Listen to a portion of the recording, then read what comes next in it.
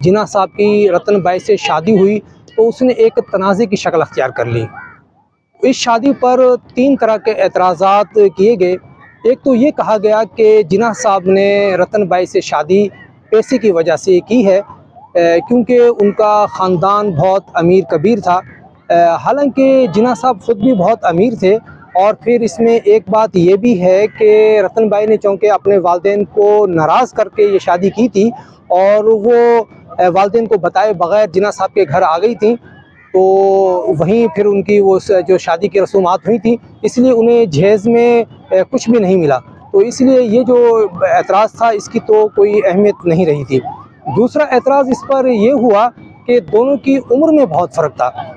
जिस वक्त जिन्ना साहब की शादी हुई तो उनकी अहलिया रतन बाई की उम्र 18 साल थी और जिन्ना साहब उस वक्त 42 साल के थे, यानी कि दोनों की एज में तकरीबन 24 साल का फ़र्क